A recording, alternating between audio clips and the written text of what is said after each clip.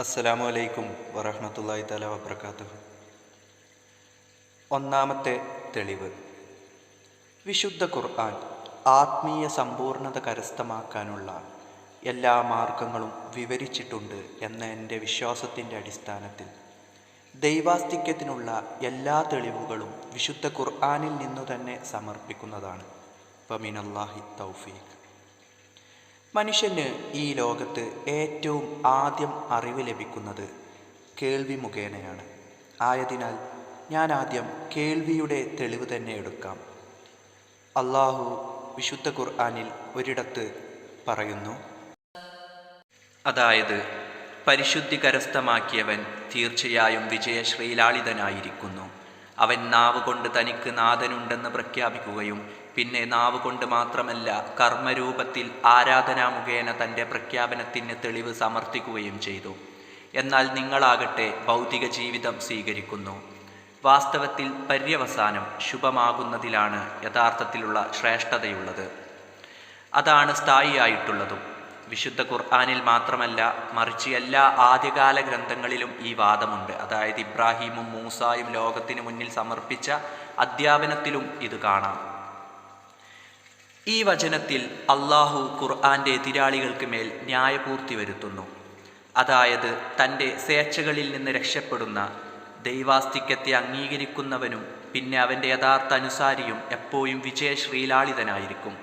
ഈ അധ്യാപനത്തിൻ്റെ സത്യതയ്ക്കുള്ള തെളിവ് എന്തെന്നാൽ ഇക്കാര്യം മുൻകാല മതങ്ങളിലും ഉള്ളതാകുന്നു.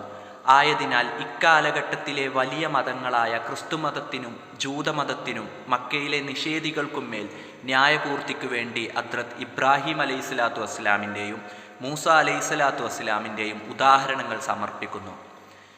അവരെ നിങ്ങൾ അംഗീകരിക്കുന്നു. അവരും ഈ അധ്യാപനം തന്നെയാണ് നൽകിയത്. ചുരുക്കത്തിൽ വിശുദ്ധ ഖുർആൻ ദൈവാസ്തിക്യത്തിനുള്ള വളരെ വലിയ തെളിവായി പറയുന്നു. എല്ലാ മതങ്ങളും ഇക്കാര്യത്തിൽ ഏകാഭിപ്രായക്കാരാകുന്നു. എല്ലാ സമുദായത്തിലും ഇത് പൊതുവായ വിഷയമാകുന്നു. ആയതിനാൽ ഈ തെളിവിൽ എത്രമാത്രം ചിന്തിക്കുന്നുവോ അത്രയും അത് സ്വച്ഛവും സത്യവുമാണെന്ന് മനസ്സിലാക്കാം. വാസ്തവത്തിൽ ഈ മുഴുവൻ പ്രപഞ്ചത്തെയും സൃഷ്ടിച്ച ഒരു ദൈവം ഉണ്ടെന്ന കാര്യത്തിൽ ലോകത്തുള്ള എല്ലാ മതങ്ങളും ഏകാഭിപ്രായമുള്ളവരാണ്. വിവിധ രാജ്യങ്ങളുടെയും അവസ്ഥകളുടെയും മാറ്റങ്ങൾ കാരണം ചിന്തകളിലും വിശ്വാസങ്ങളിലും മാറ്റം വരുന്നു. എന്നാൽ ഇതൊക്കെയായിട്ടും മതചരിത്രങ്ങളെല്ലാം ദൈവാസ്തിക്യത്തിൽ ഏകാഭിപ്രായമുള്ളവരാകുന്നു. അവൻ്റെ ഗുണവിശേഷണങ്ങളിൽ ഭിന്നതയുണ്ടായിരിക്കാം. ഇപ്പോഴുള്ള മതങ്ങൾ, അതായത് ഇസ്ലാം, ക്രിസ്തുമതം, ജൂതമതം, ബുദ്ധമതം, സിഖ് മതം, ഹിന്ദുമതം, സൗരാഷ്ട്രമതം, എല്ലാ മതങ്ങളും ഒരു ദൈവം, ഏലോഹീം, പരമേശ്വരൻ, പരമാത്മാവ്, സദ്ഗുരു, യസ്ദാൻ എന്നതിനെ അംഗീകരിക്കുന്നു. കൂടാതെ ലോകത്ത് നിന്ന് തിരോഭവിച്ച മതങ്ങൾ, അവയെ സംബന്ധിച്ചും അവരെല്ലാവരും ദൈവത്തെ അംഗീകരിക്കുന്നവരും വിശ്വസിക്കുന്നവരുമാണെന്ന് പുരാതന അവശിഷ്ടങ്ങളിൽ നിന്ന് മനസ്സിലാകുന്നു. ആ മതങ്ങൾ അമേരിക്കയുടെ വിഭിന്ന രാജ്യങ്ങളിലോ ആഫ്രിക്കയുടെ വനാന്തരങ്ങളിലോ റോമിലോ ഇംഗ്ലണ്ടിലോ ജാവ സുമാത്രയിലോ ജപ്പാനിലോ സൈബീരിയയിലോ മഞ്ചൂരിയയിലോ ഉള്ളതാണെങ്കിലും ശരി, ഈ മതൈക്യം എങ്ങനെ സാധ്യമായി? ആരാണ് അമേരിക്കയിൽ വസിക്കുന്നവർക്ക് ഇന്ത്യയിലെ വിശ്വാസത്തെക്കുറിച്ചും ചൈനക്കാർക്ക് ആഫ്രിക്കക്കാരുടെ വിശ്വാസത്തെക്കുറിച്ചും പറഞ്ഞു കൊടുത്തത്?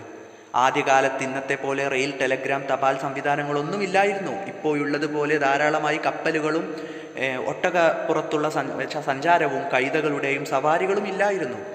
പായ്ക്കപ്പലുകൾ ഇന്നത്തെ ദിവസങ്ങളുടെ യാത്ര മാസങ്ങൾ കൊണ്ടാണ് ചെയ്തിരുന്നത്. ഒരുപാട് പ്രദേശങ്ങൾ കണ്ടെത്താൻ പോലും കഴിഞ്ഞിട്ടുണ്ടായിരുന്നില്ല. മാത്രമല്ല സ്വഭാവ വൈജാത്യവും ആചാര വൈവിധ്യവും പരസ്പരം അറിയപ്പെടാത്ത നാടുകളും ഈ ഒരു വിശ്വാസത്തിൽ എങ്ങനെയാണ് ഐക്യപ്പെട്ടത്? അർത്ഥശൂന്യമായ ചിന്താഗതിയിൽ പോലും രണ്ട് ആളുകളുടെ ഐക്യം സാധ്യമല്ല. എന്നിരിക്കെ പരസ്പരം ആശയവിനിമയത്തിന് വഴിയില്ലായിരുന്ന ഇത്രയധികം സമൂഹങ്ങളിലും രാജ്യങ്ങളിലും അഭിപ്രായൈക്യമുണ്ടാകുക എന്നത് ഈ വിശ്വാസം യാഥാർത്ഥ്യമാണെന്നതിനും ഇസ്ലാം വ്യക്തമാക്കിയതുപോലെ ഒരു അറിയപ്പെടാത്ത മാർഗം മുഖേന എല്ലാ സമൂഹങ്ങളിലും രാജ്യങ്ങളിലും അത് വെളിപ്പെട്ടു എന്നതിനും മതിയായ തെളിവല്ലേ? ചരിത്രപടുക്കൾ വിവിധ സമൂഹങ്ങളിലെ ചരിത്രകാരന്മാർ ഐക്യപ്പെടുന്ന കാര്യങ്ങളുടെ സത്യതയിൽ സംശയിക്കേണ്ടതില്ല എന്ന കാര്യത്തിൽ ഏകാഭിപ്രായക്കാരാണ്. ആയതിനാൽ ഈ വിഷയത്തിൽ ആയിരക്കണക്കിന് ലക്ഷക്കണക്കിന് സമൂഹങ്ങൾ ഐക്യപ്പെട്ടിരിക്കെ അവർ ഏതെങ്കിലും ജ്യോതിസ് കണ്ടുകൊണ്ടാണ് അതിൻ്റെ വക്താക്കളായതെന്ന് എന്തുകൊണ്ട് ഉറപ്പിച്ചുകൂടാ?